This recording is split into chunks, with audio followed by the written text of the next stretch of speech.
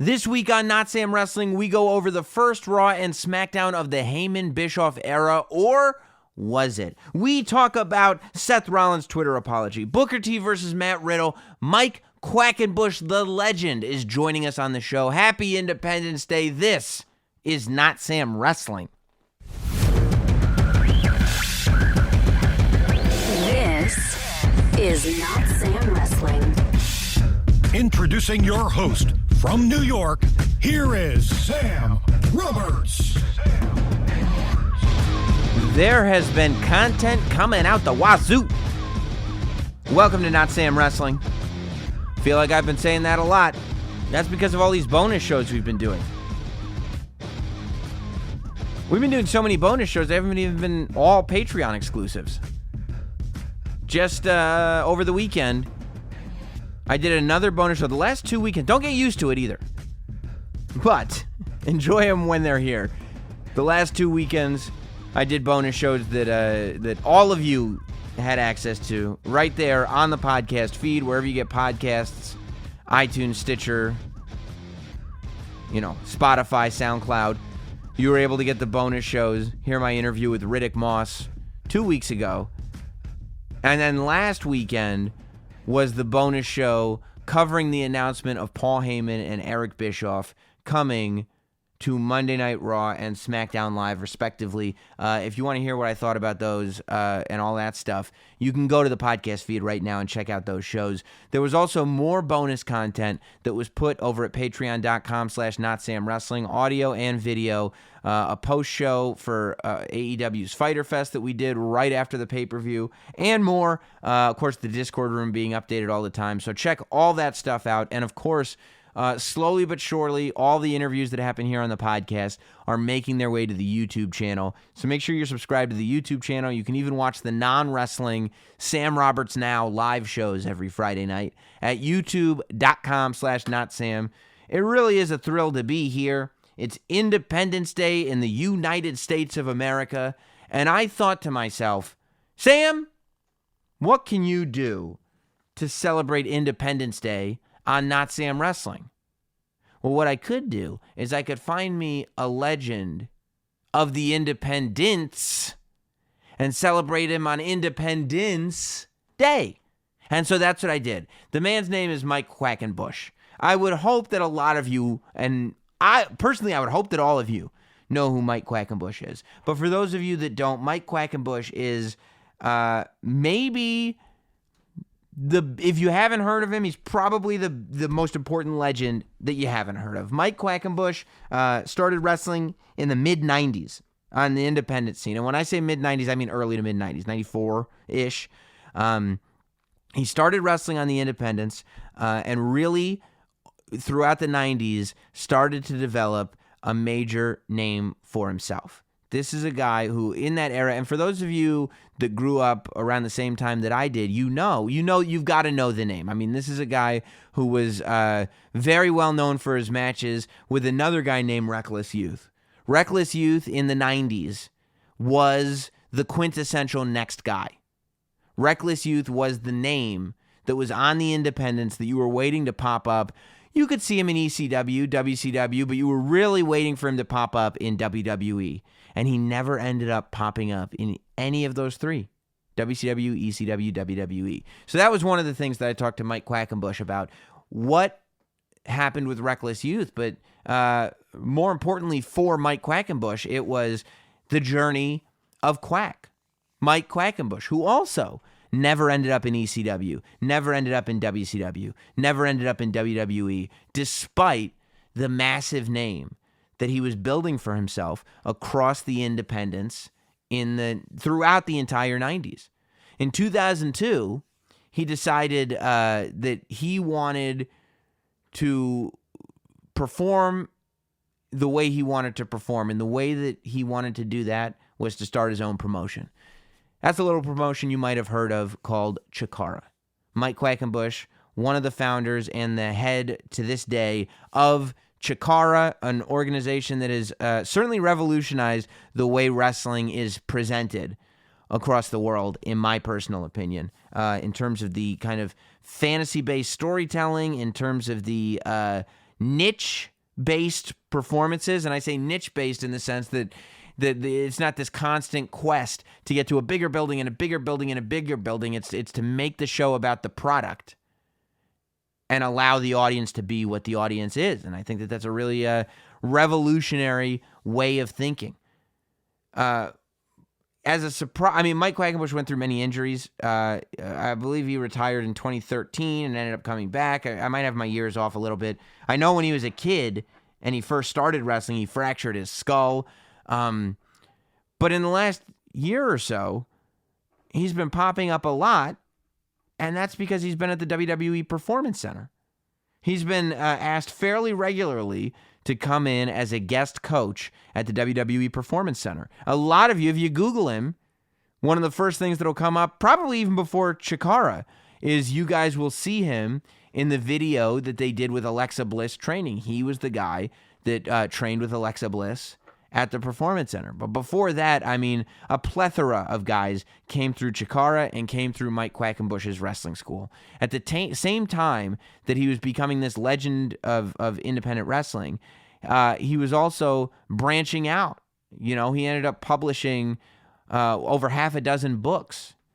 So from 1998, he was writing for wrestling magazines. In 1998, 3 or 4 years into his career, he started writing a column for one of the wrestling magazines, not newsletter, magazines that you would see on the shelf. He now does a podcast called Kayfabe 2.0 and his newest book as well as his YouTube channel, and they're all targeted not to wrestling fans, but to potential wrestlers, which to me as a fan might even be more interested than the stuff that's targeted to me. You know, I mean, the amount of insight that you get on the wrestling business, watching product that is designed for people coming up in the business is amazing. So this guy, and he does this all because he loves wrestling. My favorite conversations here on the podcast are the ones that we have with people from the world of pro wrestling who just love wrestling. I end up talking to people sometimes who I realize that if we weren't talking about them, we'd just be talking about wrestling. You'll hear in this conversation, I could have talked to Mike Quackenbush for, 150 hours because we could have just sat down and talked about wrestling. And that's what I love, that sometimes you can see that these conversations can easily go from interview to just talking about a shared passion. And that's the same passion that we all share. That's why you download a podcast called Notsam Wrestling. Because when wrestling's not on TV, it's still cycling through your brain the same way it's cycling through my brain. And if you're driving around, if you're going to the gym, if you're walking around, if you're at work, whatever you're doing, if you're at school, you want to hear more about wrestling. You want to hear people's opinions about wrestling. You want to hear the journeys that people had within wrestling. I thought it's super important that everybody that listens to Not Sam Wrestling know the who, what, why, where, when, and how. I think those are all the questions of Mike Quackenbush. So that's what today is all about. A legend of the independents on Independence Day. Ladies and gentlemen, my guest on Not Sam Wrestling this week is none other than the man, the myth, the legend, Mike Quackenbush. Here he is. The Not Sam Wrestling interview. Unbelievably, somehow for the first time on the podcast, I say that because I can't believe it's taken this long. The legend is here. Mike Quackenbush. Quack, what's the haps, man?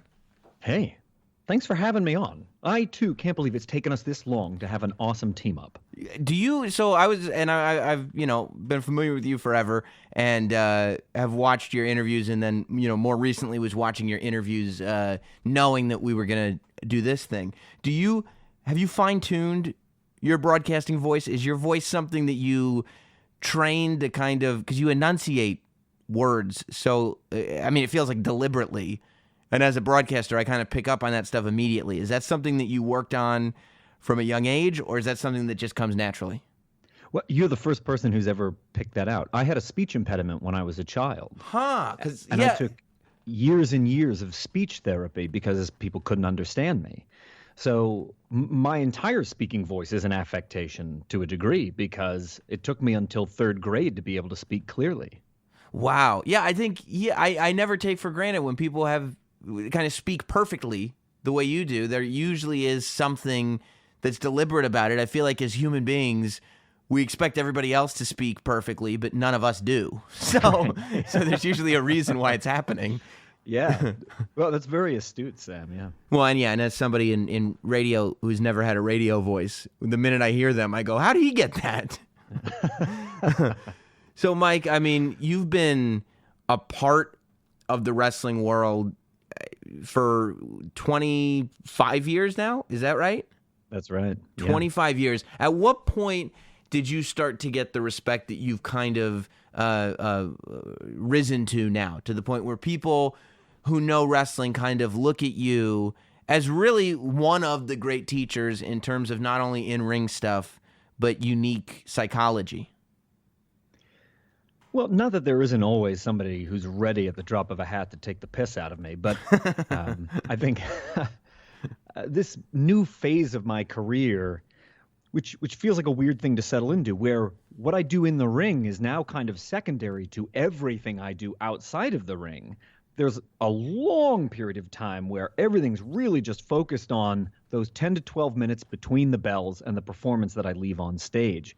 But now it's evolved into a lot of other areas. And part of that happened because right around the time of my 20th anniversary, give or take, I was lucky enough to kind of have a bit of wish fulfillment in that I got to team with the guy who inspired me at the very beginning of my story, Jushin Thunder Liger. And in that match, which I had privately thought, this will be the last match that I wrestle. I did not say that publicly to anyone, but in the course of that match, very early on, I shatter my right leg.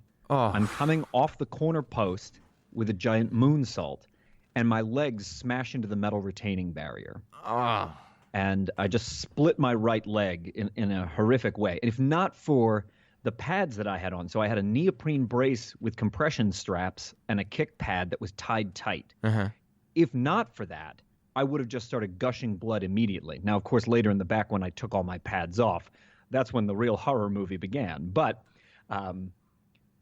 after that, there's a period of about 3 years where I don't perform in the ring. In fact, most of those 3 years, I walk with a cane because I have an instability through my leg up into my lower back. When and you I were often walking, felt like I would fall. When you were walking with a cane, did you try to make that super private because you didn't want wrestling fans to see you in this vulnerable position, or were you comfortable with the reality of what was going on? Yeah, I mean, maybe in the first week or two, I was really uncomfortable with it. I just thought, how did I get here in my life? But then I realized, in a way, this is the explanation then. No one is ever going to say, hey, man, why don't you wrestle anymore? They just have to watch me walk into the room. And they're like, oh, it's probably that. Yeah. So it did save me from a lot of awkward conversations. But and part of it was just that in my pig-headedness, I should have sought medical attention immediately thereafter. And a whole lot of my stories contain this footnote by the asterisk. It says, Mike was a pig-headed young man. And then here we are on the podcast. That's really it. That's the whole journey. Well, I've been fascinated by you specifically recently because, like, when you pay attention to what you're doing outside of the ring, there's like 150,000 wrestling podcasts out there. It's really difficult to figure out what your niche is going to be and how you're going to differentiate yourself. There's every wrestler, in the world now, because wrestling in the late 90s and early 2000s was so popular. Everybody from that era has a book in them. Everybody has all this stuff.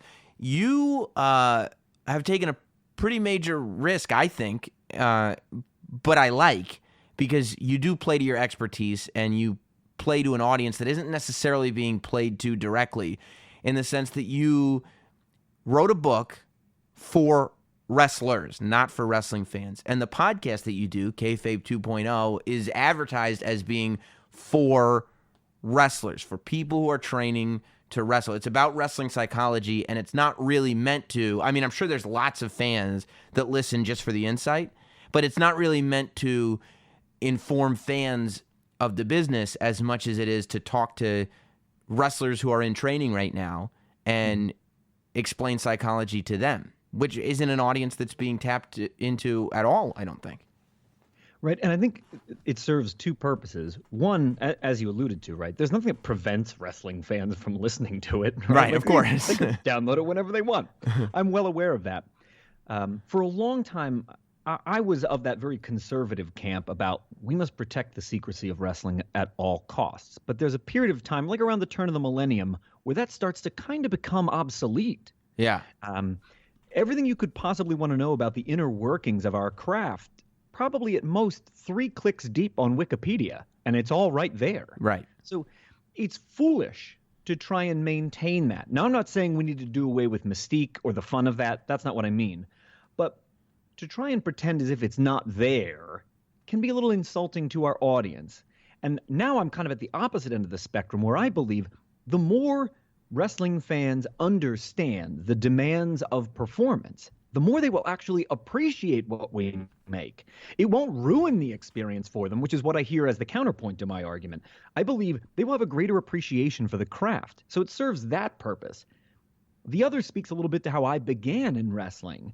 When I break in, I have my first match while I'm still a high school senior, May 20th, 1994. And I go about 3 years thereafter, where I have no mentor, I have no trainer, no coach, nobody. And this, to an extent, it predates the ubiquity of the internet. So if I can't find it in the yellow pages of my phone book in my hometown, right, like that's the end of my resources as an 18-year-old. Right. That's what's available to me. So I just had to make it up as I went.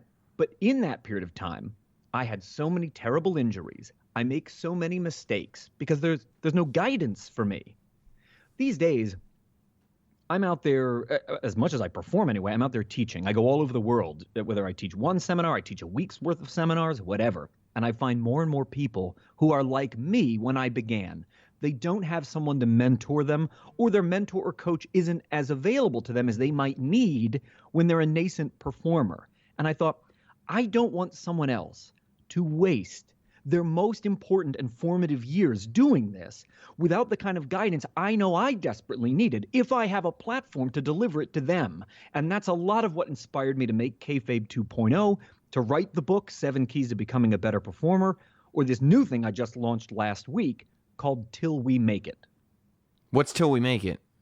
So Till We Make It is my new YouTube channel, which is short instructional videos, the kinds of things that I don't think are being talked enough about in wrestling schools. Like, hey, how do you get your gear and your mask to be clean after you perform? You can't throw that stuff in a laundry machine. You can't. That's so genius because, like, you understand that this generation, literally, like, before we were recording this show, I was on YouTube trying to learn about a video editing app that somebody just told me about this morning. And I'm like, well, you know, obviously that's the place that you go. I'm not going to go into a tech store. I'm not going to go find somebody. There's videos explaining how to do this. When I bought a shirt that the safety tag was still on, I said, I'm not going all the way back to the store. I'm going to find a YouTube video that tells me how to get the safety tag off with stuff you find around the house. So the fact that, like, there's inside wrestling stuff that's not so like, ooh, this is juicy, but really, like, if I'm just starting to be a wrestler and I got some sweat and my mask stinks, do I just throw it in, and I just throw it in the washing machine, and now I don't have any money. I'm like a new wrestler and I just ruined my gear because I didn't know how to clean it properly. Let me look up on YouTube. Oh, there actually is a series for this. Yeah. So I do hope that it fills a void with useful and educational material, but it's always kind of informed by my general feeling that the better educated fans are about every aspect of the art form, the more they will appreciate the end result. And maybe it will be a bit of a counterpoint to what sometimes feels like a very pessimistic or negative discourse online. Right. No, yeah, totally. Now, so you start when you're 18, and I read when you're 19, you fractured your skull, is that right? That's right, yeah. I mean, that sounds like, and you hear that, you know, kind of seldom. That's not the most common wrestling injury in the world, at least that you hear about. But that sounds to me like the most horrifying injury in the sense that, like, that, what are you going to put your head in a cast? Like, your skull is broken. Now, not only do you realize that that can happen, but you realize that that and worse can happen. I would imagine just the pain of it, of going through it, is unbelievable. What is it like to fracture one's skull, and how at 19, you're a year in, right? This is the moment. Right. If you can quit at any moment, It's the time where you haven't put all that much equity into it just yet. How do you at 19 decide, I'm going to let my skull heal, and then I'm just going to keep moving? Well, Sam, the answer is stupidity. Are we getting back to the pig-headedness? So, I think depending on when wrestling found you in your life, this is an arc you will relate to. Mm-hmm. Pro wrestling captures your imagination in a way, and then it slowly begins to infect and corrupt every other part of your life. That's right. Yep. Your school projects are suddenly about pro wrestling. Suddenly you've got a stack of magazines that are about professional wrestling. Your online diet contains a robust amount of pro wrestling conversation, news, rumors, downloads, and streams. And it's all you talk about suddenly. Your social circle's defined by who will tolerate it. Your significant others you'll find them only based on their ability to humor your obsession with professional wrestling. And then it's just crept into every nook and cranny of your life. And I very much was in that place where I saw myself through that lens. My identity was informed by whether or not I was a professional wrestler. And I remember this was many years ago. I had never been asked this question before in an interview. They had said to me, what would you be if you were not a professional wrestler? And without missing a beat, the exact answer I gave was a failure. That's great. It is the thing that I know this sounds maybe pretentious, but I really do think that this is what I was put on the earth to do. And I must contribute in some way. And doesn't always mean that I'm in the ring. It doesn't mean I'm always doing job A or B or C, but in some way, shape, or form, this is the one thing that takes advantage of my very limited talent set, Sam. So I've got to keep doing it because I don't know what else I'd put on a resume. Yeah, the infection is real. I remember being in high school and having art projects where there was some creativity to kind of do what you want, and one project was a collage, like create a mixed media collage, right, that speaks to something that's in your soul or whatever.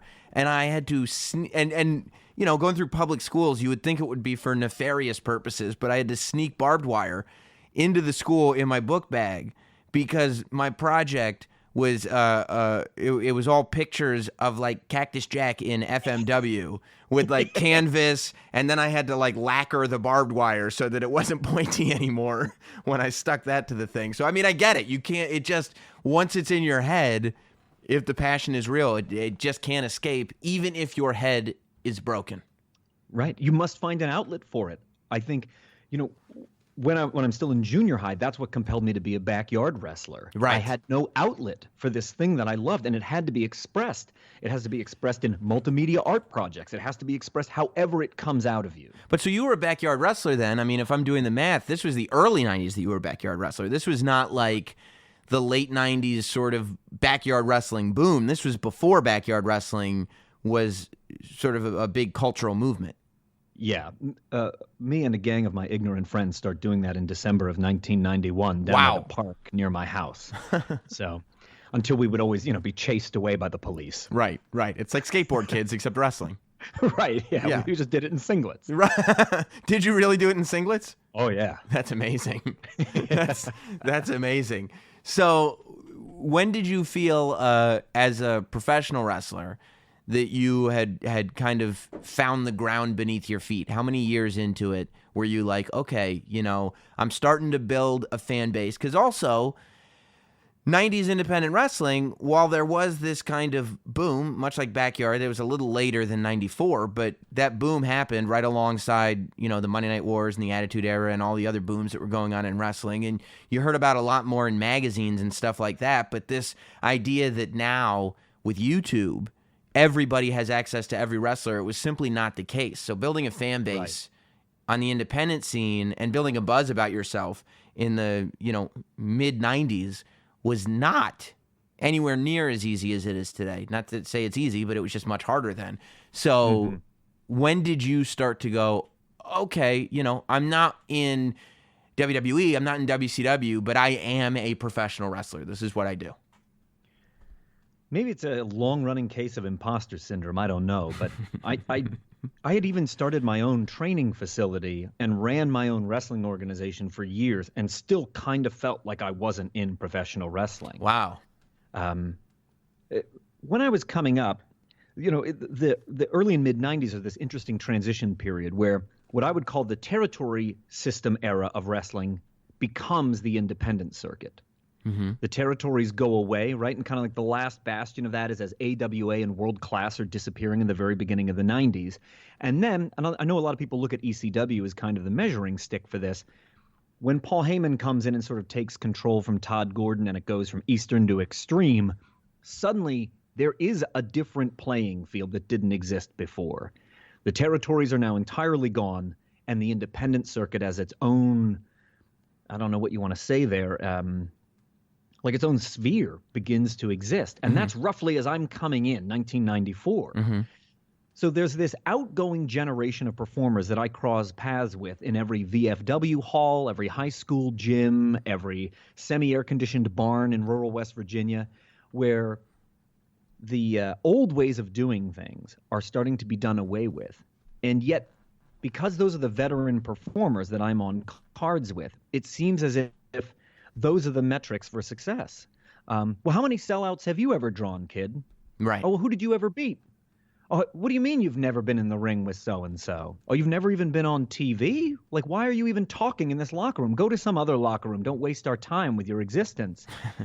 And one of the weird shifts, some of the work that I do down at the Performance Center has really brought this into crystal clear clarity for me, is that there used to be such value on the ability to walk to the ring completely unprepared and improvise a performance from beginning to end. And that skill set is not only just like kind of going away, it's irrelevant to the way the top players make what they make. When I watch an NXT TV taping, that skill set is called on 0% of the time.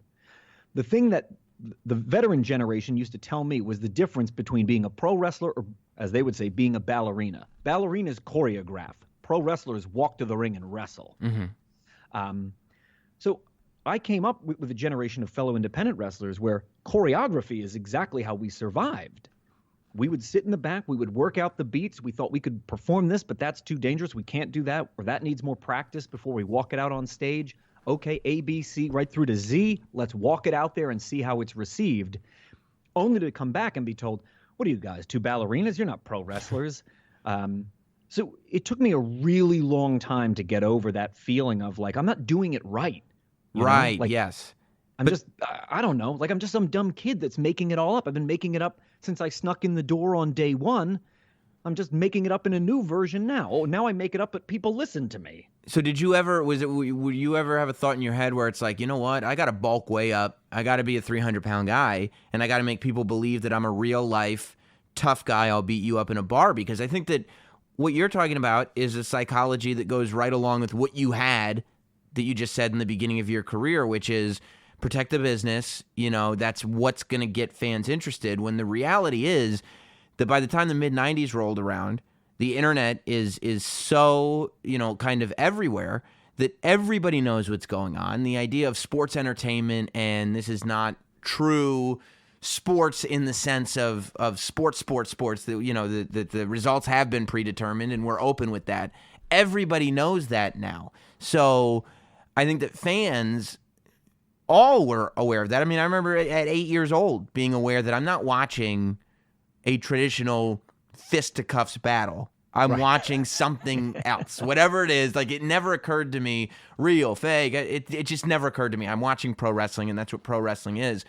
But I think that what happened was your generation was the first to embrace that and do kind of a more athletic choreographed style. And because the fans aren't in a position where they're being tricked anymore, like we're not, that we all accept that and actually enjoy it more, because now we're seeing these feats of superhuman athleticism that are only possible in this way where two people are cooperating, but we're still not exactly sure how they're doing it. Does that make sense? Oh, yeah. Yeah, right. Look, even though I know David Blaine is tricking me, right, that doesn't mean I fail to get a sense of wonder when he levitates off the street. Right. Like, I am still filled with wonder. I still get what I want from the performance.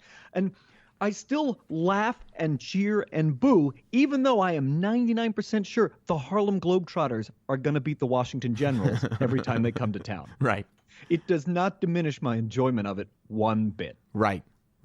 Yeah, I mean, I think that's exactly right. So, but were you ever tempted to go, you know what, when you're young and the people who are older than you and more successful than you are telling you that you're doing it wrong, were you tempted to bulk way up and just become this tough guy who looks like, and start wrestling in a style where it looks like and it feels like, oh, he's this tough guy that can beat up anybody and this is real? Well, in my ignorance and my absence of a coach or mentor, I thought, well, the only way my body changes that dramatically is if I take steroids, which I wasn't interested in. Right. So I thought, well, I got to work with what I got. Right. But the flip side was I thought I could be tougher. And so I found a guy when I was going to the University of Pittsburgh who these days we would call him a mixed martial artist. But back then that term really had not yet been coined. Like there'd only been 2 or 3 Ultimate Fighting Championships. This predates MMA as a thought process or a genre unto itself. And for the most part, this guy just beat the living crap out of me. But he did toughen me up. There's no two ways about that. And every once in a great while, he would teach me something semi-dangerous that I could use to protect myself if something went south. If I was out there in the ring and they didn't like me, or they thought they're going to make an example of this skinny white kid who does his flips in the ring in his bad homemade costume, well, at least I wasn't totally defenseless out there because of this guy. But more times than not, he just sent me home in tears. Right. As is the business model at the time, I guess.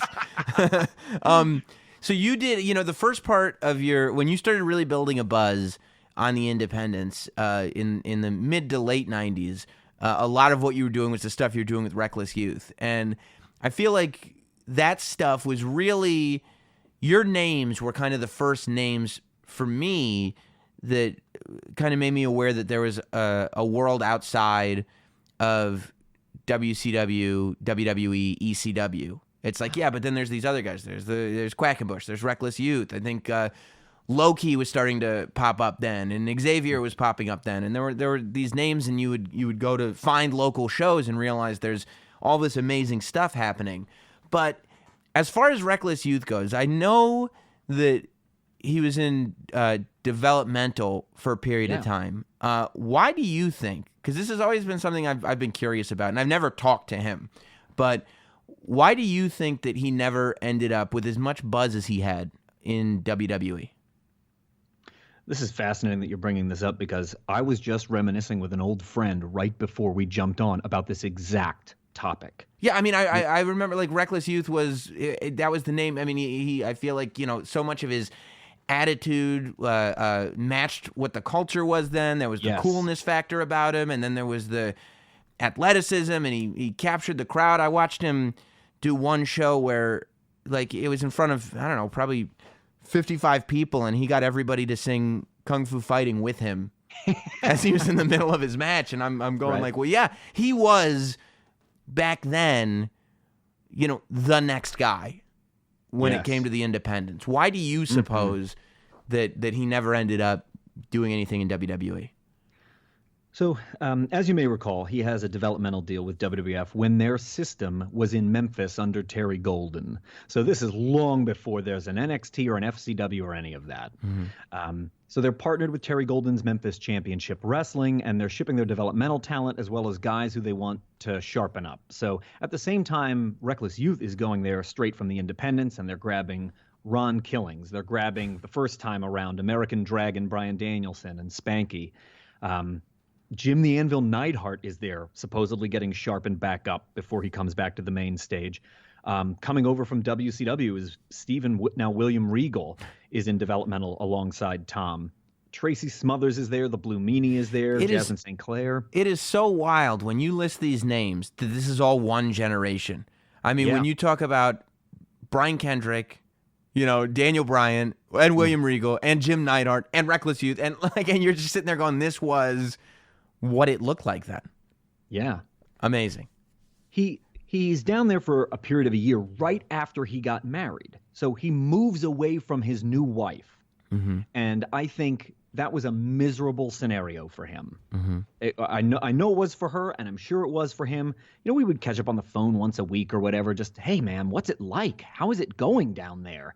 This is exciting. This is the biggest opportunity of your career. And we'd had a couple brief flirtations where we're going to go to ECW as a tag team. We'd had this thing about coming to Atlanta to do something for the cruiserweight division if we were willing to move to Georgia. And this seemed like the big thing. And they would, every couple months, come along and they would say something different to him. They'd say, you know what? Could you grow your hair out so it's shoulder length? And as soon as it would get there, they'd be like, you know what? Shave your head now. Do you think you could put on 25 pounds of muscle in the next couple of months? So he would work overtime, eating crazy amounts of calories and working out like a maniac. And then they'd say, you know what? I think we liked you better when you were trim. Could you cut all that weight back down? And they played that game with him so many times, and it frustrated him to no end.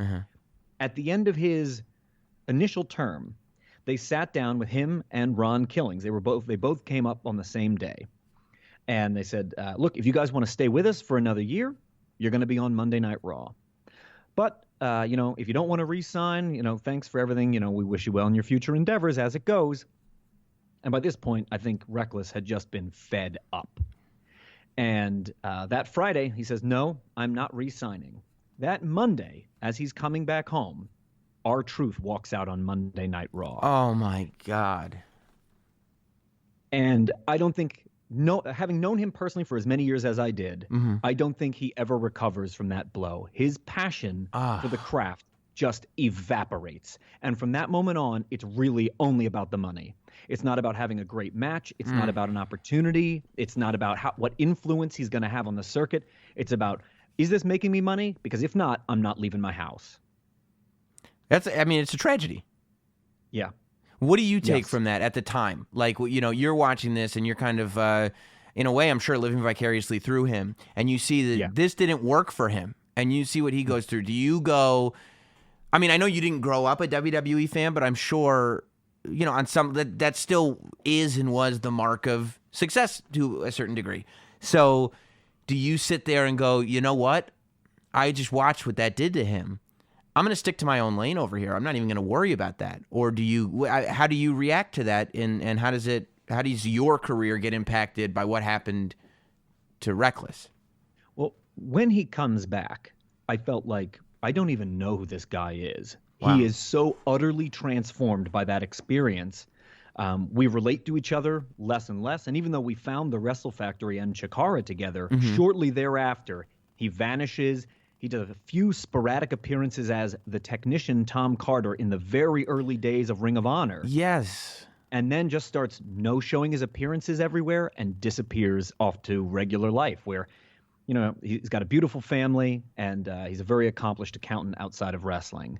But yet when he came back, he was a completely different person. And the guy who used to be bosom buddies with me was increasingly difficult to relate to, like the times in wrestling, because I grew up as the fan of the WWF, the era of the WWF that I am a fan of is the New Generation era.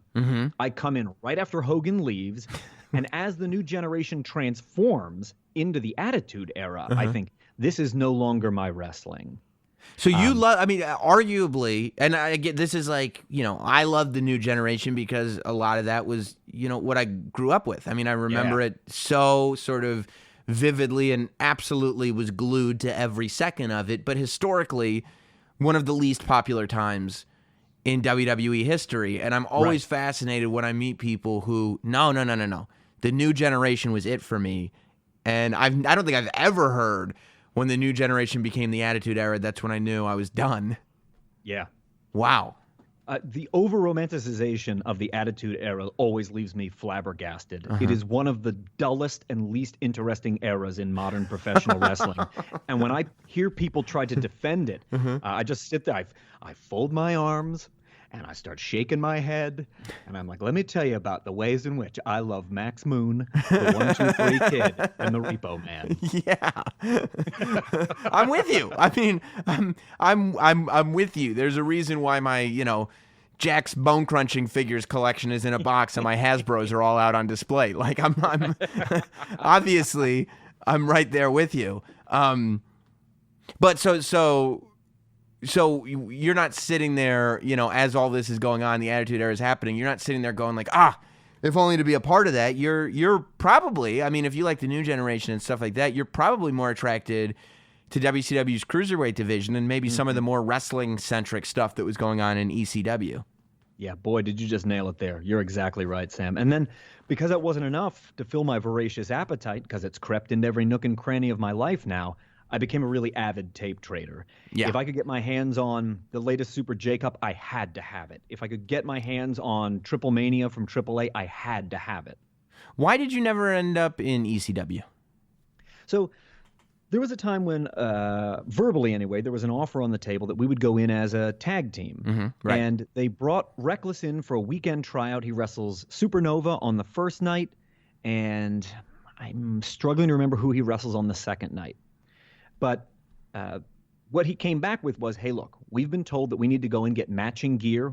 Our color scheme is supposed to be blue and black. They've asked for us to put on 10 pounds of muscle. We got to get into the gym hard. That's what they want. And if so, they have a tag team slot carved out for us where we're going to come in as these young, fresh-faced guys that behave like heels. But Tom and I, we led very similar lifestyles in this way. He said, what I observed that weekend on the road with them was a rampant drug culture. And you and I will be completely ostracized because we lead very clean lives. We will not fit in. These people they're gonna think we're squares.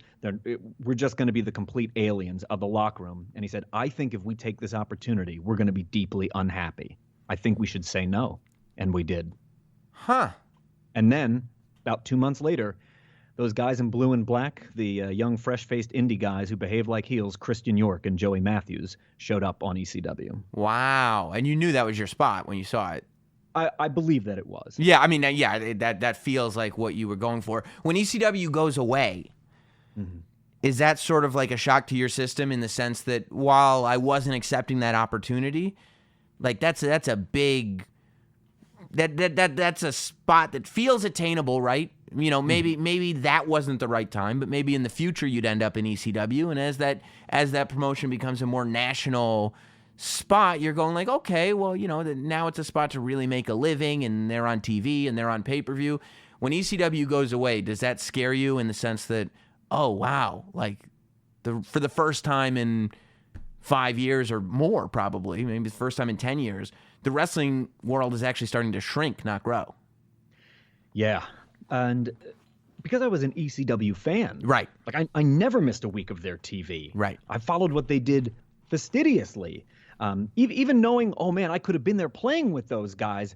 In no way did that make me less of a fan after the fact. Did you ever regret that, by the way, before we get into the fears of ECW going away? When you were a fan of ECW and you go, okay, I know logically why I turned that down. I know the realism of why I turned that down. But when I'm watching as a fan and when I'm seeing these great storylines play out and when I'm watching these great matches happen in front of me and these great characters evolve into what they're becoming, does it pain you at all to go, I wish there was a way that it would make sense that I was a part of that?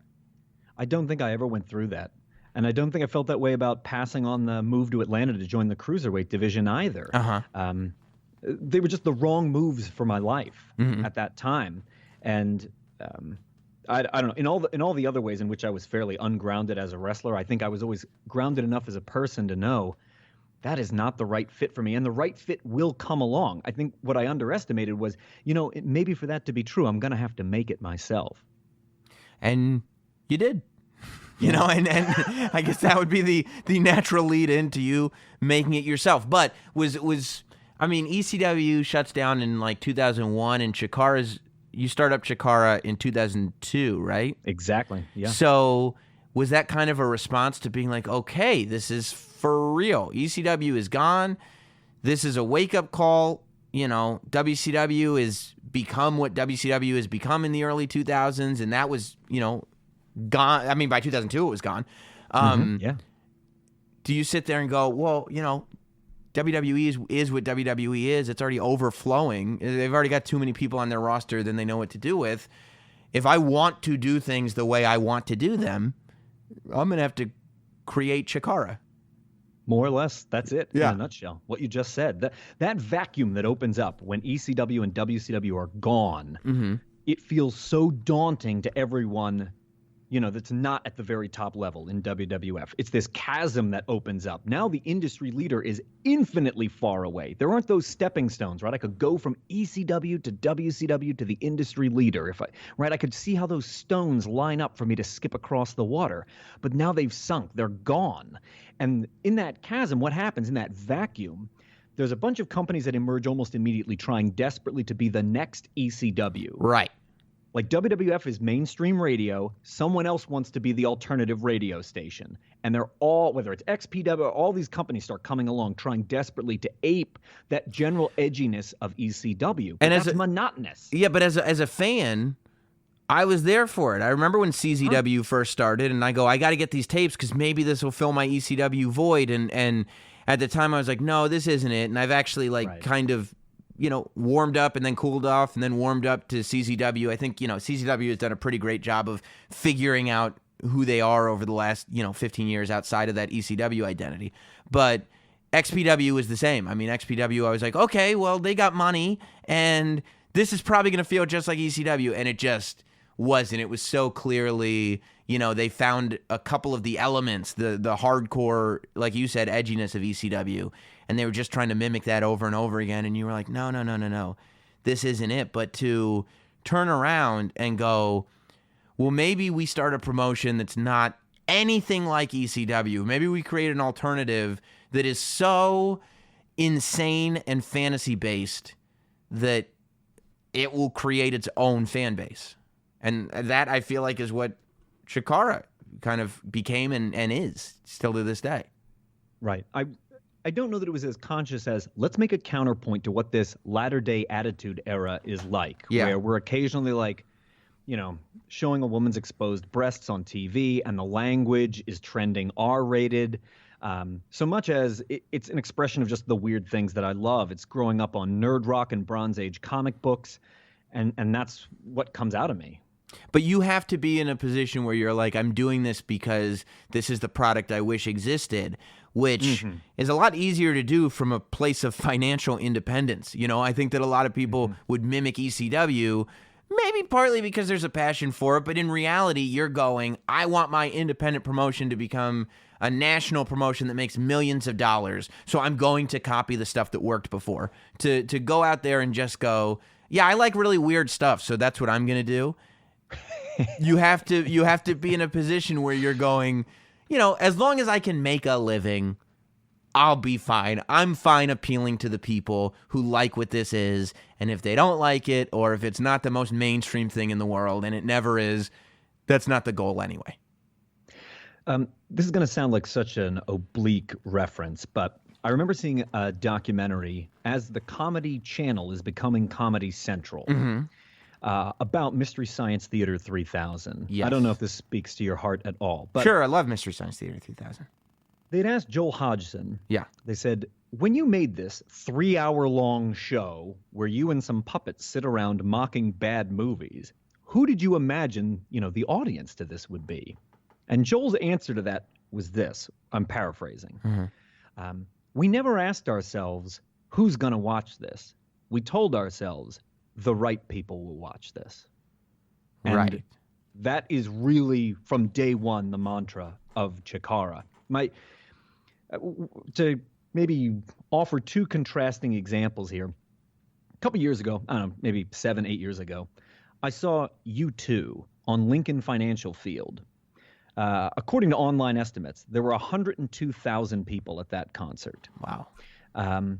My favorite band is They Might Be Giants. I once saw They Might Be Giants in the Metropole in Pittsburgh, where I was easily one of at most 50, maybe 30 people in the room. What I make is very much They Might Be Giants at Metropole and not at all U2 on Lincoln Financial Field. I tell myself always the right people will watch this. Yeah. And so how do you continue to judge success for Chikara? Because that is a difficult thing, even mentally, to maintain. As long as you've maintained that, we're talking about, over 15 years now. Chikara has been in business, and I feel like has been successful to the extent that it's always part of the conversation, and it's you never hear about, I don't know, a lot of other promotions you hear about the ups and downs, like, this was a good time for them, this was a bad time. Chikara feels like it's a constant. It kind of burst onto the scene and has existed as a constant for all these years.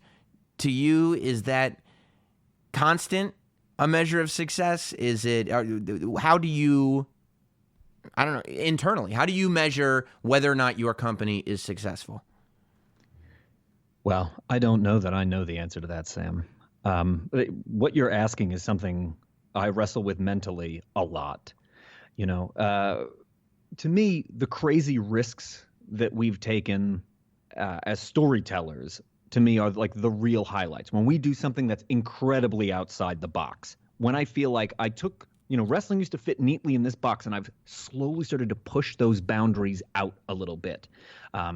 It's a story we did about time travel. It's a story that we did about an evil corporation taking us over. It's a movie that we filmed in secret. It's a weird citywide scavenger hunt that we conducted.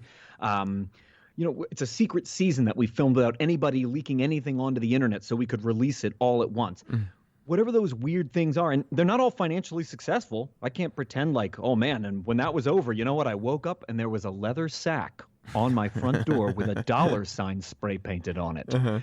Like, no way. No, absolutely not. Not all those risks pay off in financial rewards, but as long as it's always creatively fulfilling. And I always want to try to defy the expectations. There was a period of time where every time I looked online for something about Chikara, it would read like this: Chikara, a comedy wrestling promotion. And I would think, is that what people think I make? I make a comedy wrestling product? Well, then I'm going to show you the most serious, dramatic, heart-wrenching, dark storytelling anybody in wrestling has ever done. As long as I can always figure out what that expectation is, or what the thing that's missing from wrestling overall is, and I can keep supplying it, then I feel like I'm doing something worthwhile. Yeah. I mean, I just think people still, there isn't any other that I can think of kind of storytelling that goes on, especially on the independents, the way the storytelling happens in Chikara. So I think it becomes very difficult to define. And when people say, a comedy wrestling promotion, it's almost for lack of a better term. Or maybe it's just mental laziness and they just want to describe it as something.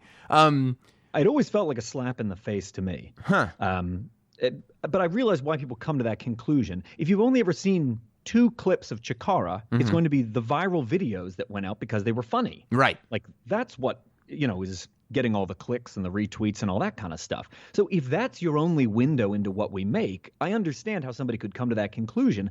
And yet I couldn't help but feel like, no, I've got to redefine this a little bit. Yeah. And that's where it motivates you to start telling new stories and increasing the drama, the dramatic part of it. Right. Yeah. Yeah. And granted, long-form storytelling, generally speaking, does not exist in wrestling. I know they're trying very hard, and they do, for the most part, they do a wonderful job at NXT with that. Just look at what they did with Gargano and Ciampa. Incredible. Right? That's long-form. Incredible. And yet, all of us know what that feels like when we're watching short-form stuff that develops in hour 1 of a 3-hour TV show, resolves in hour 2, and is forgotten or not even referenced by hour 3. It's too ephemeral. There are people that want that longer arc, because that's the stuff that attracted me, whether it was to the X-Files or the Sopranos or Lost or Dexter or This Is Us. Whatever that thing is that you watch, I'm in it for the long haul. Just like the Bronze Age comics I grew up reading, we have to always reference, you know what, this is the team of X-Men before that team. And you know who's coming after them? These guys. That never-ending continuity is something not entirely unique to us, but one of the reasons that's fairly easy, I suppose you could say, is because we don't have a writing staff of dozens of people that turn over every 6 months. Who would you say are the people that have come through Chikara that you look at now and are kind of the most proud of? Well, it's tough to say, I'm proud of these people and not of these people, but yeah, in terms of ones that, if I was going to pull back to more of a macro view of wrestling as a giant canvas, the people that have gone the furthest, perhaps, or to the greatest heights would include Cesaro, a graduate of the Wrestle Factory and developed at Chikara, the current cruiserweight champion in WWE, Drew Gulak. There are people outside of my Wrestle Factory who I also trained, like it's Aleister Black, whether they're people who I just honed them character-wise to get them ready for the next step of their career, like Ruby Riott or Luke Harper, or people that came to me very late in their career or through the work that I do at the Performance Center. Here's a weird reality check about me. The most watched video of me anywhere in the world, it's been watched 1.5 million times, is like a 15-second clip of Alexa Bliss and I training together at the Performance Center. It's not a match of mine. Right. It's not a speech I gave.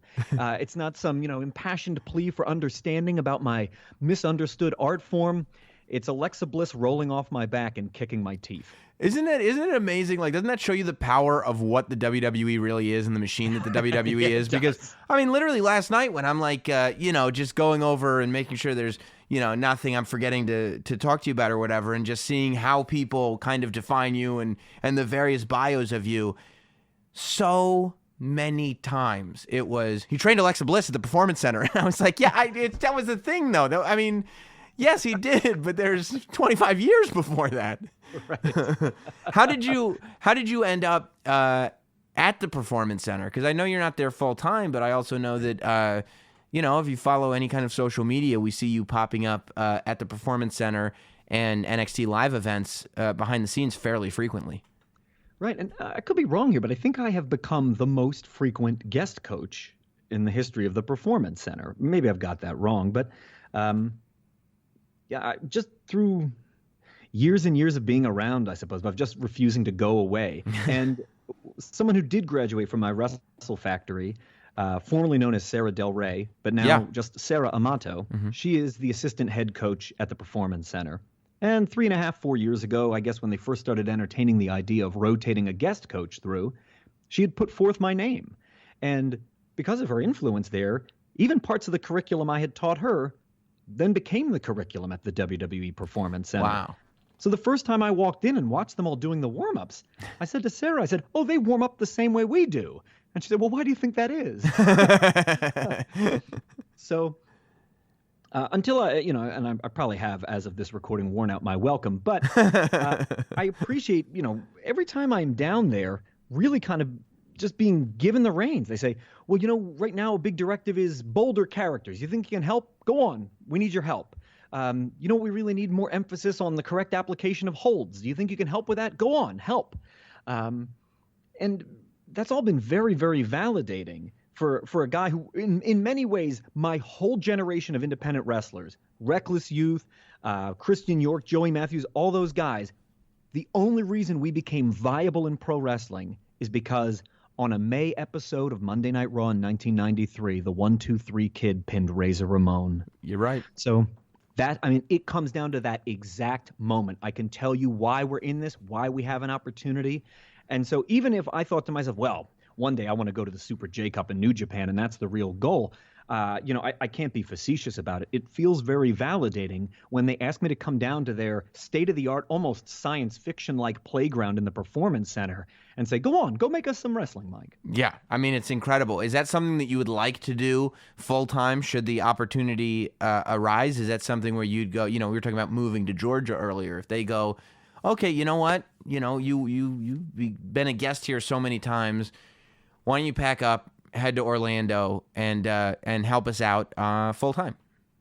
We've had that conversation more than a handful of times. And while it always feels flattering when the most popular girl in school asks you to dance at prom, right now it's not time for me to dance that dance with her. Maybe there's a time in the future where it will align better with my life, but that time isn't now. Nevertheless, it's always nice when the dance floor parts and she walks right up to you and says, could we dance?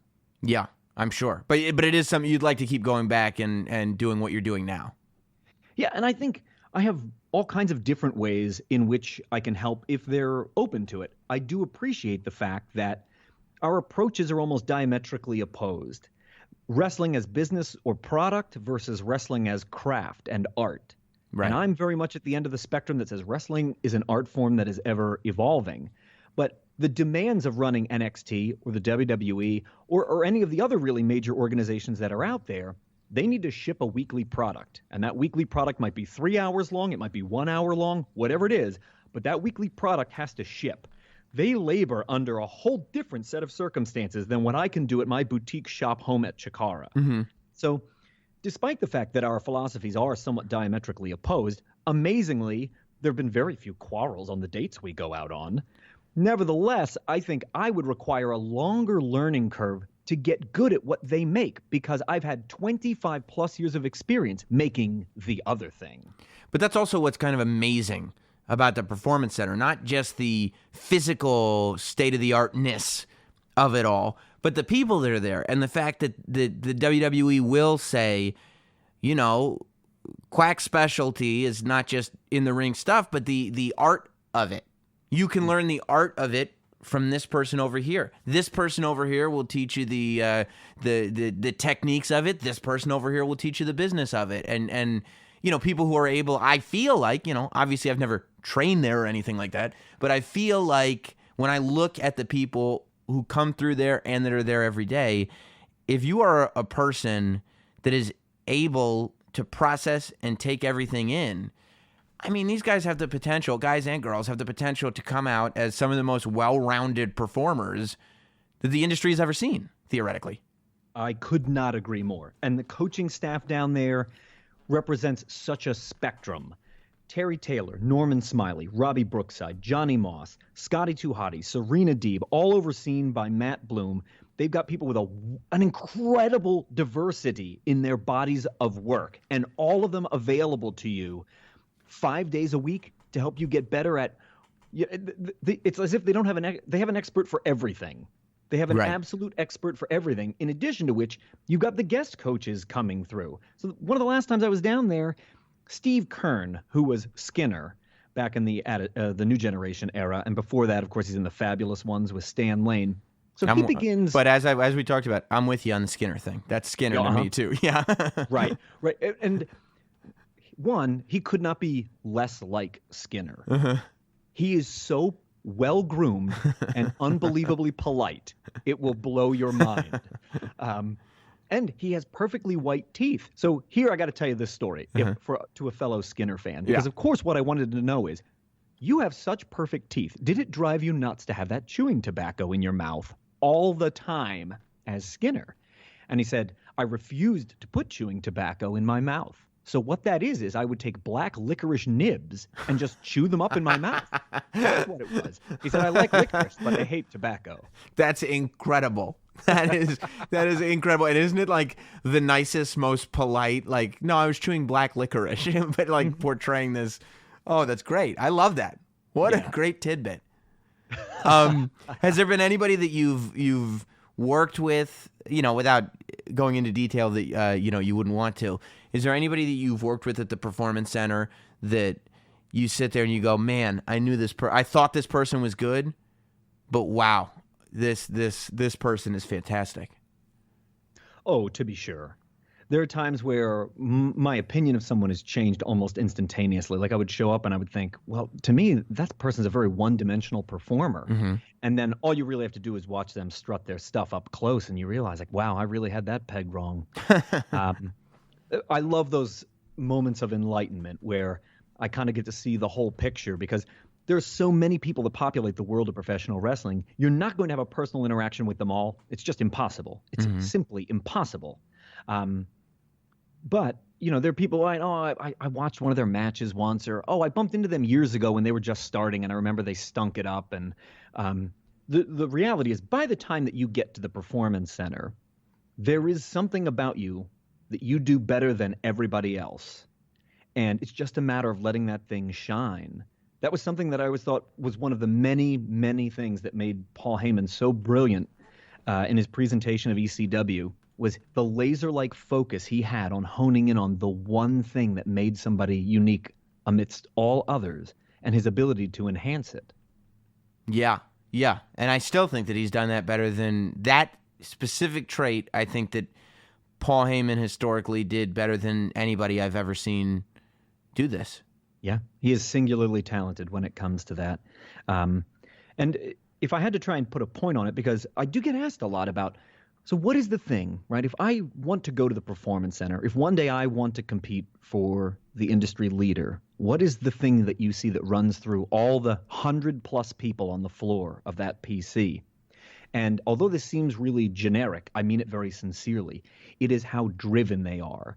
It is that nothing gets in their way of this relentless chase. And if for them that chase means by the end of the year, I will have 20 extra pounds of shredded muscle on my body, and that means I wake up at 6 a.m. every day to go to the gym and then I eat a steak, that's what I'm going to do. If the thing is, and for a lot of them, they come from other countries, many of whom speak very little, maybe zero English. If the roadblock to their success is, I'm going to become fluent in a foreign language in the next 6 months, that is the thing that they attack relentlessly. And it's the drive that defines each and every one of them down there. And even those that have no background in wrestling, many of them don't. A great example, one of the kids down there I've worked with a whole lot is Xia Li. Have you seen Xia Li? Yeah. She is the first Chinese female to ever be in a Royal Rumble. She was on NXT TV a week or so ago. And you know what really, like, when I really became a fan was I watched most of the Performance Center Combine that they put on the network that was like 6 hours long or something like that. And like, you know, I saw her in the Rumble, I've seen her in NXT and whatnot, and I'm like, yeah, she's good. I watched her at that Combine, and like, you know, my world was rocked. I had no idea the athlete this person was. Yeah.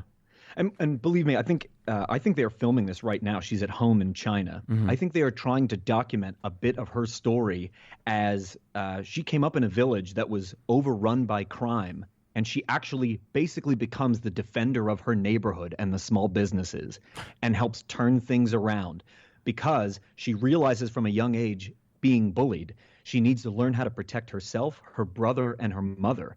And she becomes like a world-class master of wushu kung fu. I mean, you can't write that. No, right? You couldn't make that up. Yeah. Just using her as an example, before she tries out for WWE, she's never seen one frame of professional wrestling in her life. Wow. Friends of hers urged her to go to the tryout as a possibility to kind of like rise up out of poverty from their poor village in China. To where she is now with this just voracious appetite for it. And every time I see her, what's the new thing that you can teach me? Give me more. You cannot possibly load my brain up with enough of it while I am becoming better at speaking English, while I am learning an art form completely different from Kung Fu and from kickboxing, in a foreign land where I'm away from everyone I know, leaves me with such complete admiration for her just 2 years into her journey. And yet, I feel like I came up with a group of veterans that just had no appreciation. They had no admiration for people like that young in their journey. And I hope that part of things, of the whole world of wrestling as all of us, one greater fraternity in this weird world of sports entertainment that we're starting to eradicate so that we are bound together by the thing that we love and not separated by all the weird differences between us. Well, that seems like a good spot because I could honestly talk to you for 9 hours about this stuff. Like, it's clear to me that if I did not discipline myself, we would be here literally all day. I would put out like a 25-part podcast where it's just me and you talking about wrestling and you and the whole thing. But I guess that's why you've been able to branch off and do so many things inside this world. Of course, your podcast, Kayfabe 2.0, you can... You've got your book out. Chikara is, of course, you know, is still doing what you guys do on that consistent basis. I'm a fan, man, and I'm super glad that you made the time to talk to us here. And we've got to do this. I would think again and again and again because we've barely scratched the surface, and it's already been an hour. Right on. No, thank you. This was such good fun chatting with you, Sam. And thank you for giving me the platform to reach out to all of your listeners, because even 25 plus years into this experience, having done thousands of matches, I've written 8 books, I've been all over the planet. I bet the vast majority of people out there listening are learning about me for the very first time right now because of you, Sam. Well, I mean, if that's true, I'm pretty flattered to be the messenger, but I also, I look down on all of you, and I feel like you have not done your wrestling history, and I'm very disappointed that you did not know who this man was before we had this conversation. So That's how I feel about you, the listeners who are being informed for the first time. But at least you're informed, right? Right on. I'm the skinny white kid in the homemade costume. It looks terrible. That's me. That's exactly right. Thanks so much, man. Thank you. I know you guys hear me talk about it every week. The Not Sam Shills, it's the group to be a part of, and the only way to be a part of that group is by signing up at patreon.com/NotSamWrestling. You know, for less than $1 a week, you can be a Not Sam show. Being a Not Sam show gives you access to everything. You will get Not Sam Wrestling every single week, early and ad-free. You can get all the video content your heart desires. Watch the State of Wrestling get recorded live. See the video every single week. Get the interview videos that we post here first every single week. You're going to get special bonus live shows. You're going to get special post shows for events like we did Stomping Grounds. We did Fighter Fest. You never know when I'm going to creep down to the Not Sam studio and give you guys a bonus show. We even do a show called Captive Audience, where I bring somebody in from my life that's not necessarily a wrestling fan, and I show them a pay-per-view. You guys get to watch along and hear me explain anyway, why this stuff is so awesome. Plus exclusive merch and a whole lot more, including the interactive Discord room, the entire Not Sam Wrestling community. They come into the Discord room every day, all day, every wrestling show, every wrestling podcast. We talk about it all. Only in that Discord room, only available to Not Sam Shills. Become a shill today at patreon.com/NotSamWrestling. It's now time for this week's State of Wrestling. Welcome to this week's State of Wrestling, the special Independence Day edition. You know how we do it here on the State of Wrestling. We break down the top 5 stories of the week, according to yours truly, the last professional broadcaster, Sam Roberts, and we talk about them throughout the world of professional wrestling. Of course, if you have any comments, concerns, suggestions, feel free to hit us up in the Discord room on Patreon at patreon.com/NotSamWrestling. You can send messages. You can do all sorts of stuff over there. As a matter of fact, we have a question coming in this week from Casey Havh. I hope that I'm pronouncing that right, Casey. Casey Havh.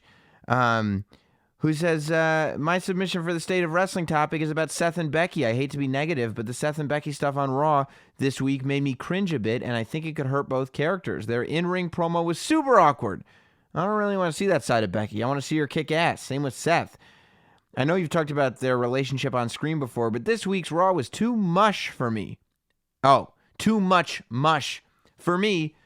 Casey. Okay, well, Casey, we will talk about that this week here on the State of Wrestling, but all good things come to those who wait, and that's not story number 5. Story number 5 this week was breaking. Breaking as I sat down to record this on Wednesday afternoon. The breaking news is John Cena gets another haircut. There is another new hairdo from John Cena. So, we all were horrified when we saw John Cena show up on WWE TV with his new big boy haircut, with his new adult man movie star haircut, which he said he liked. He went on the Today Show and he said, I like this haircut, so that's why I did it. As it turns out, he did it for a movie and left it. I think both are true. You know, he says he did it for a movie now. Clearly, he did it for a movie.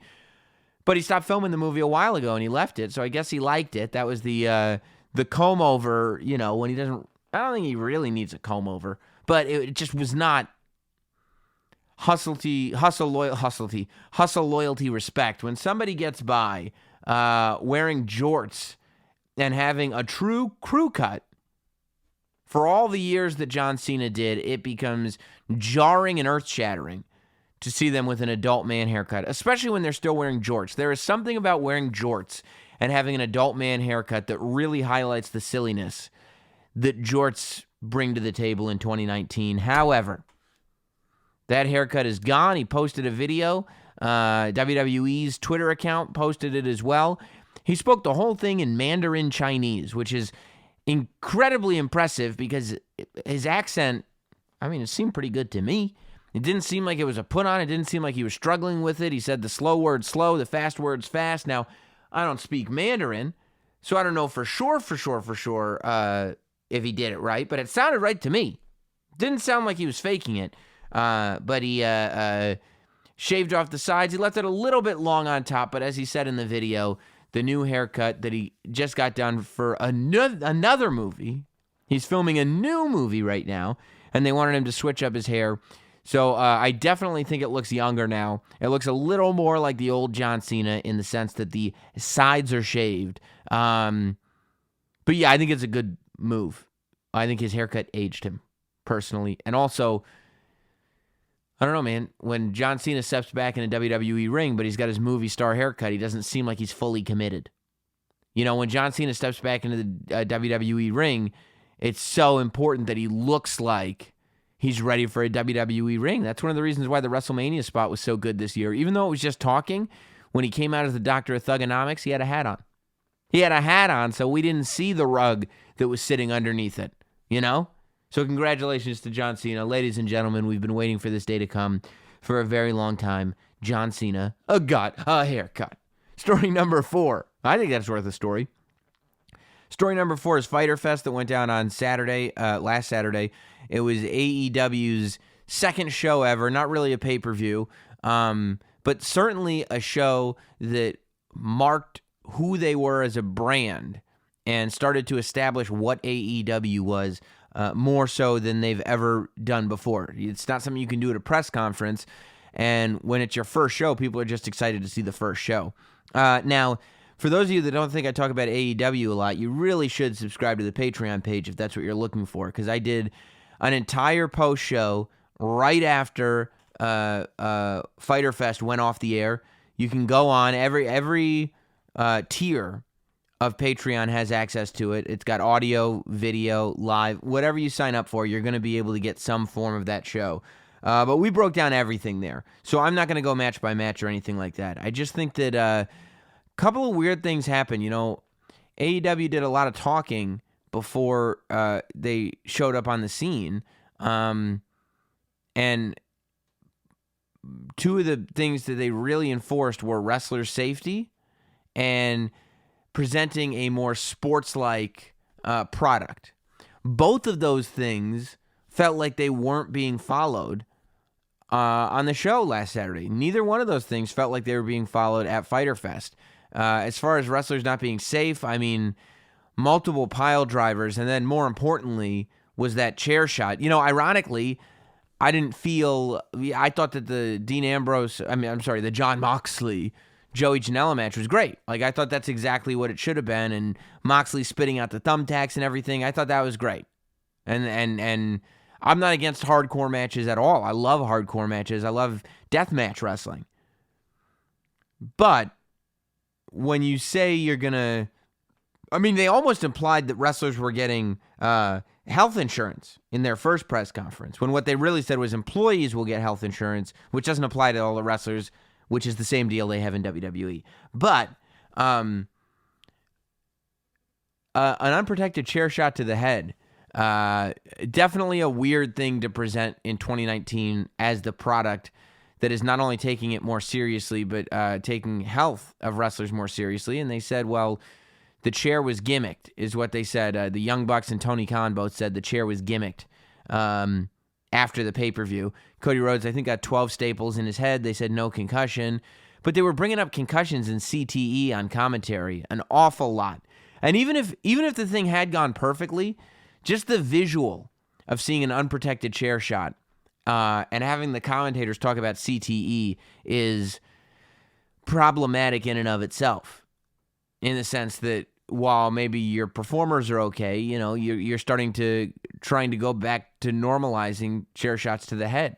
Now, the stunt didn't go as planned because from what it sounds like, and if you watch the tape, it looks like when they said they gimmicked the chair, that the seat of the chair had some kind of padding or something on it, and that it meant to be that the seat of the chair would come in full contact with Cody's head, but the lip of the back of the chair there hooked him in the back of the head, and that's what cut him open and left him bleeding and everything, which is the second AEW show ever and the second AEW show where Cody Rhodes has bled profusely.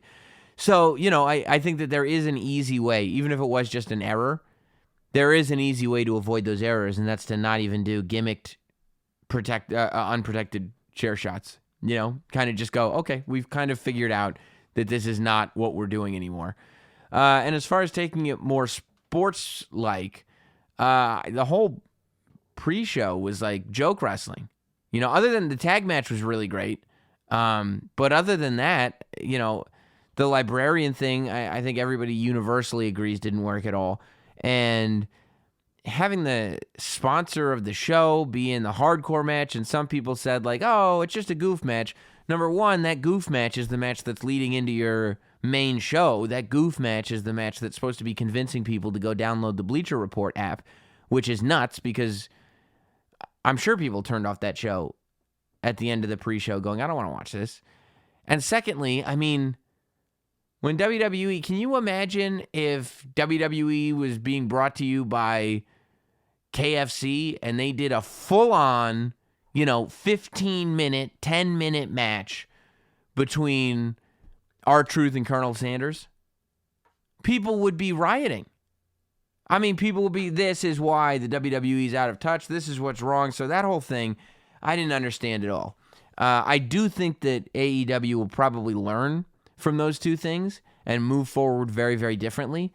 They were also pretty clear that they're not going to do hardcore matches like the one between Jon Moxley and Joey Janela on TNT television, which is not shocking, and kind of makes sense.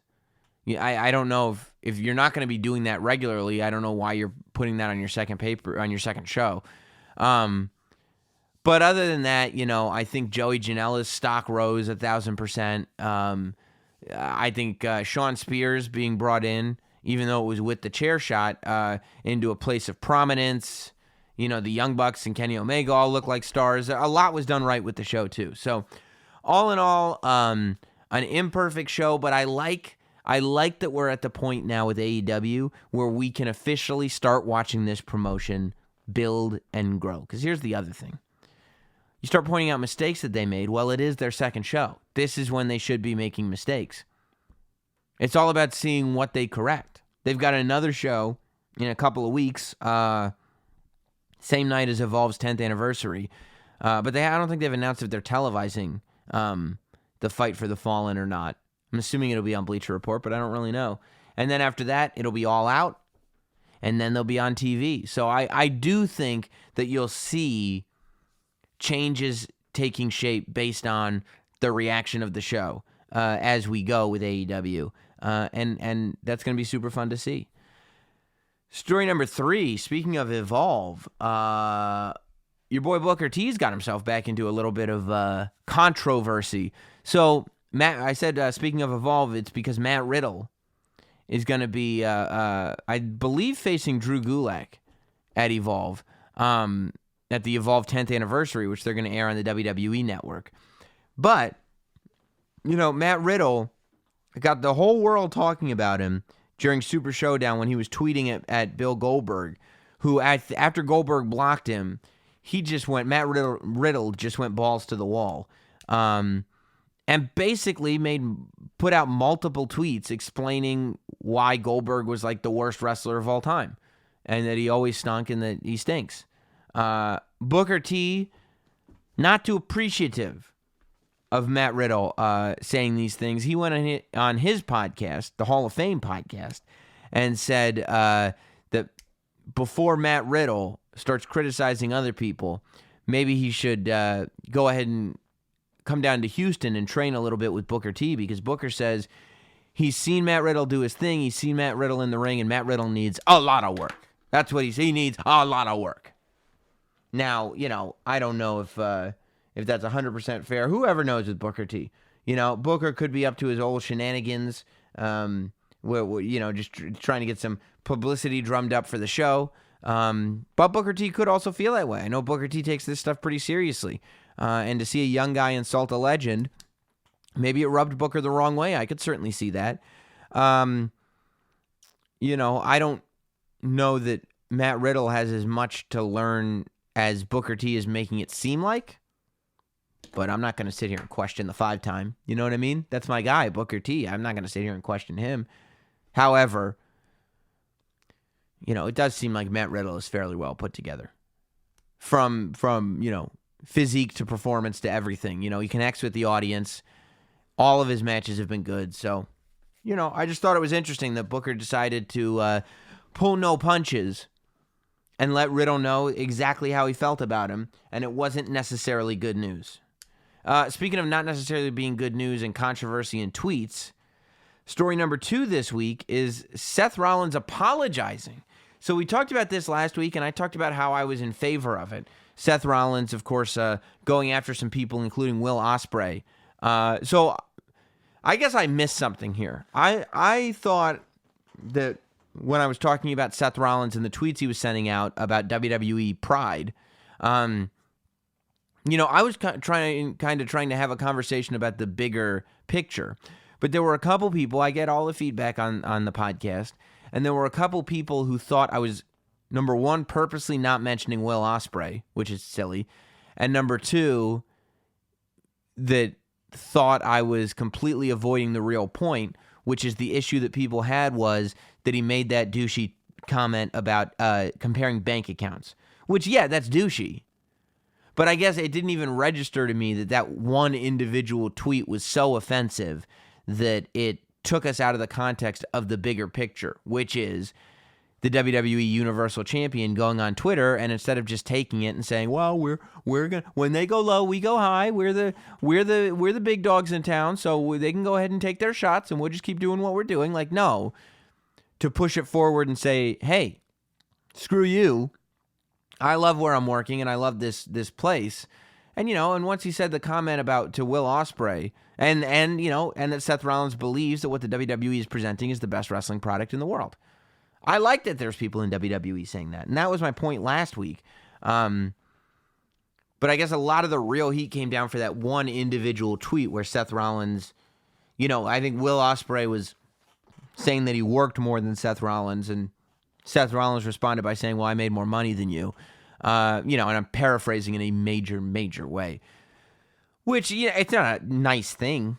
It's certainly not a polite thing to do, but I also think that, I don't know, when you're going back and forth on Twitter, I've seen much worse going back and forth on Twitter. And maybe the WWE champion, who's a good guy, should not be doing this to fellow wrestlers. But at the same time, people who are outside of WWE can kind of do whatever they want.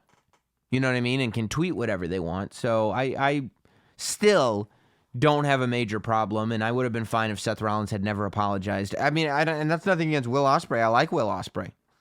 He's had some amazing matches, and I would love to see him come to WWE at some point. But I guess Seth Rollins just didn't want to be bogged down by the negativity, and he did the thing that we have never seen Becky Lynch do. No matter how many people she offends, no matter how low she goes with those low blows on Twitter, he apologized. And he said he was sorry about the whole thing, and that tweet doesn't represent him as a person. I don't know. I guess I wouldn't worry about it if I were Seth Rollins.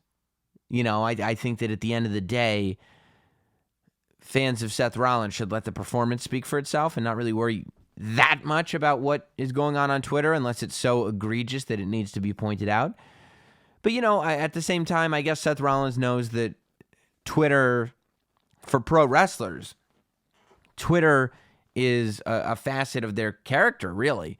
That when people see pro wrestlers tweeting, they don't read it as the man portraying this character. They read it as the character. Seth Rollins' Twitter account is WWE Rollins. It's not Kobe Lopez or whatever his name is. This is Seth Rollins talking, and Seth Rollins is the character. So it's almost like there is that thing about protecting characters, which I agree with. Excuse me. I think characters should be protected on Twitter. I liked what Drew McIntyre was saying. Yeah, I don't think that people that you just had a war with on television, you should be hugging them in photos that you post on Instagram. I don't believe in any of that. I think that Twitter and Instagram should reflect the personality that you want reflected on WWE or AEW or any other wrestling TV. I think it should be a part of your character that you're out there portraying. I don't think you should go over the top with it. I don't think you should be overly fake with it. But I do think that that's the point of view that tweets should come from. It certainly shouldn't be far removed from that. But I think that Seth Rollins' character has a chip on his shoulder, and it would kind of make sense that he would be going after people like that. So I really didn't mind when he was going after people. It felt like it kind of fit who the character was.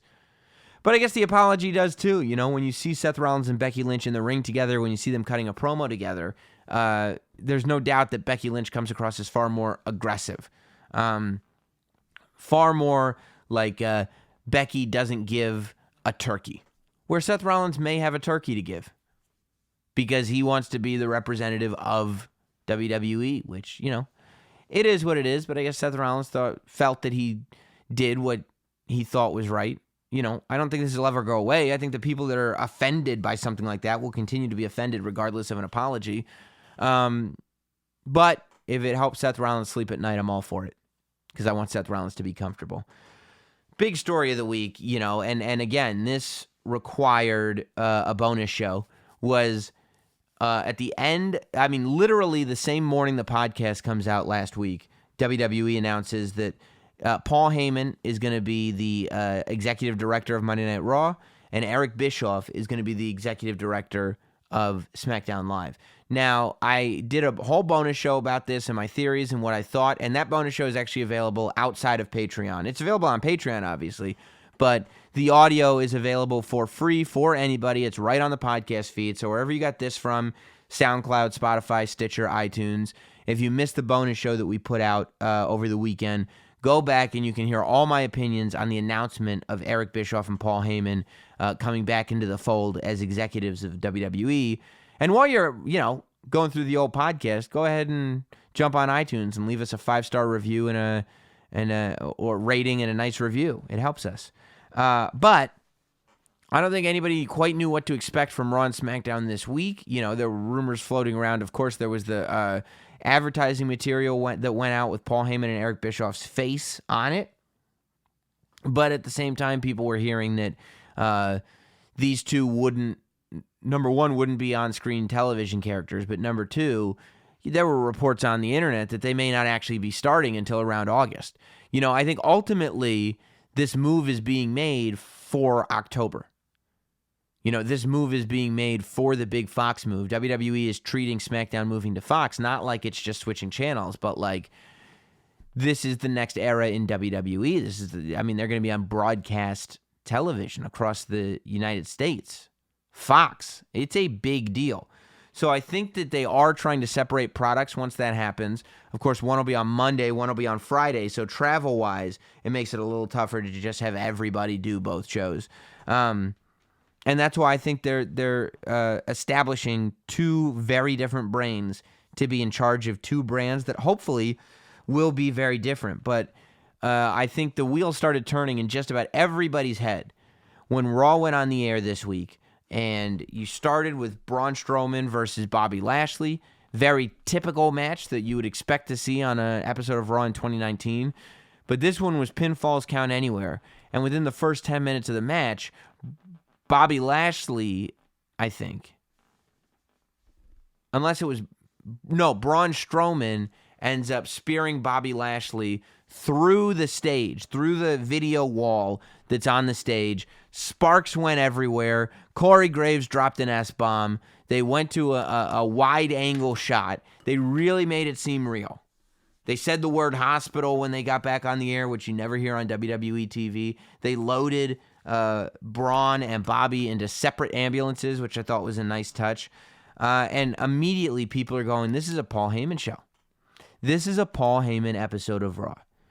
Now, based on what I saw on Raw and SmackDown, I really think that, yes, that after the announcement of the hiring of Paul Heyman and Eric Bischoff, that the WWE kind of feels like they're once again kicking it into another gear.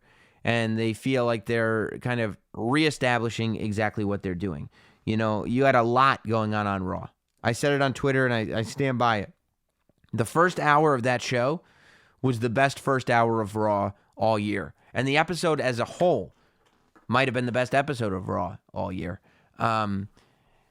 It clearly had Vince McMahon's fingerprints all over it still. This was not an episode that was just produced by Paul Heyman with Vince McMahon's approval. This is something that, and I wouldn't be shocked at all if Vince McMahon decided he wanted to move his shows into different directions. And he still is in charge of both those shows. But because the news of Paul Heyman and Eric Bischoff went out there, people are assuming that this is different people running these shows.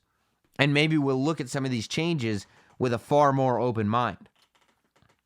I thought, that, like I said, the open was terrific. I loved all the stuff with the club. You know, it's really interesting to see them doing as much as they're doing with Gallows and Anderson right now. And Anderson's hot Asian wife. Clearly, they don't want these guys to leave. And the reformation of the club in WWE is great. I love that. You know, I thought that the beat-up John Cena era of AJ Styles was one of the best. You know, and AJ being able to kind of seamlessly go from good guy to bad guy to good guy to bad guy is one of the many things that makes AJ Styles truly amazing. But Carl Anderson and Luke Gallows, them having 3 or 4 segments on Raw, oh my God, I was in paradise. So I thought that was great. Like I said, the opening was great. It was amazing to see the Street Profits show up on Raw. Now, there was that shot of the Street Profits that they went to for 5 seconds before the show started or as the opening credits were playing or whatever. I think that was done on purpose. I think that the quote-unquote accidental shot of the Street Profits was done on purpose. The cursing was done on purpose by Corey Graves. A lot of that stuff. I think that Raw was orchestrated to feel like a more spontaneous show and to create moments where it looked like WWE had messed up and you have to call your friend and say, turn on Raw because, you know, things are going nuts over there. The only thing that I was scratching my head at, and I actually didn't necessarily mind it because it's different and kind of wacky, was the Maria and Mike Kanellis thing. The negative of it is it kind of ignores everything that Mike Kanellis has been doing with Maria on 205 Live lately. I guess the positive is that it's new and that it feels different. You know, I think that it's, you know, having Maria lay it on as thick as she is, man, is she a good bad guy. But to lay on what she was laying on as thick as she was laying it on, it's weird. It was very, very cringy. Very, very cringy. Announcing she's pregnant and that she wishes Becky Lynch was the father of her child. It got weird. It got really, really weird. When she called him her bitch, me and my bitch versus you and yours, and Mike Kanellis was just like, yeah, I am. It was kind of like, I don't know what relationship they're trying to display here, but, you know, hopefully we'll see what happens. Now, apparently she really is pregnant, Maria. Apparently that's real life. That's what the internet is all saying. That's real life, and that WWE didn't really find out about that until after they re-signed, which they just did recently. So, you know, like I said, it was weird, but I kind of like, I'm interested in exploring Mike and Maria, to tell you the truth. I want to know what is going on with these two, and where's this going. I do somewhat agree with our Notsam shill that submitted an idea for State of Wrestling at the top of this segment. That, you know, I think that Seth Rollins and Becky Lynch, sometimes when they're together, they feel like they're lacking a certain edge. Now, some people are saying, like, oh, have Becky Lynch turn heel and then do, like, no. You can't split them up. You can't have Becky Lynch turn heel. You can't have Seth Rollins turn heel. And if your women's champion and your men's champion are dating, you might as well take advantage of it. I just think that, you know, there should be less lovey-dovey and more partners in ass kicking. You know what I mean? Some of it was weird, and sometimes Seth Rollins comes across as trying to be the nice guy as opposed to just the wrestler, you know. So for on camera anyway. So that's what I thought about that. But all in all, I thought it was a tremendous episode of Raw. SmackDown was interesting. SmackDown is what really made me go, okay, for sure. When I'm watching Raw, I'm like, okay, there's still kind of commentating and advertising in the same way. The pacing is a little different, but similar. And they're still not wrestling during the commercial breaks. Raw and SmackDown did a much better job of getting creative with that instead of just making every match a 2 out of 3 falls match, which is good. Although I think the best case scenario is if they would just go back to wrestling during the commercial breaks. There's absolutely no reason not to. You know, you say that, well, football, basketball, baseball, they don't play during the commercial breaks, so it doesn't make sense to wrestle during the commercial breaks. But that's because football, baseball, basketball all have timeouts from the teams and also have TV timeouts. You know, they don't have to think of creative ways every single time the show goes to commercial break. So I think if they didn't have TV timeouts and they didn't have as many timeouts, they would have no choice but to play as they went. I don't think they would just stop playing for the commercials to go. So I'm not really in favor of not wrestling during the commercial breaks, you know, especially because you have control over what happens in the commercial breaks and outside of the commercial breaks. So it's not like it's that big of a deal. It's not like you're missing that much.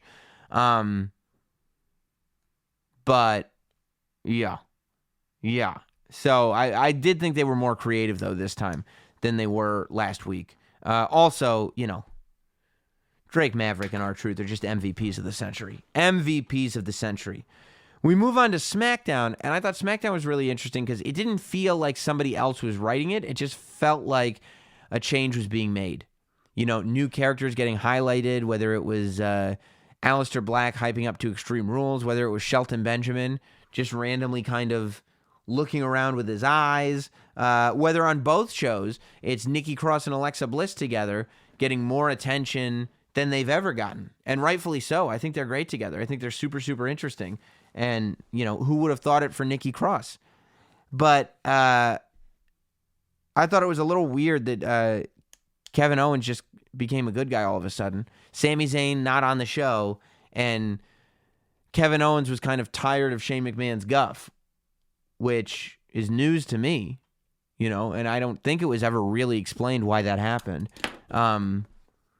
It would appear that they're going in the direction of a Dolph Ziggler-Kevin Owens rivalry. Now, again, Kevin Owens is in the same category as AJ Styles, where he's so good that he can actually pull off good guy and bad guy just like that. Like, it didn't feel awkward, and I didn't hear that many people complaining about the lack of continuity in Kevin Owens' story because he was doing a good job and because the things he was saying were logical. You know, he was speaking for fans who think that what he said about Dolph Ziggler is true, that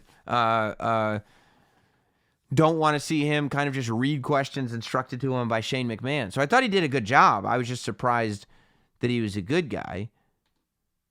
And then to do the segment with Kofi Kingston and Samoa Joe, and to have Kofi flip off Samoa Joe, that was a huge shock. Because Kofi Kingston is the ultimate good guy. If anything, he's marketed directly to children. So to be adding that much edge that quickly to Kofi Kingston, I think is super interesting. I'm interested, and I love seeing where all this is going. Clearly, changes are being made, and it's all happening right now. And we will be there every step of the way. If I missed anything, you can always tweet me at Notsam across the board. You can also join us on Patreon, and you can send me a message or join the Discord room. We had a whole bunch of people join the Discord room this week, so that thing is popping 24 hours a day. Thank you all for being a part of another episode of Notsam Wrestling. We will see you all next week right here. Happy birthday, America. Thanks for listening. Follow at Notsam on Twitter, Instagram, Facebook, and YouTube. Rate, review, and subscribe. This has been Notsam Wrestling.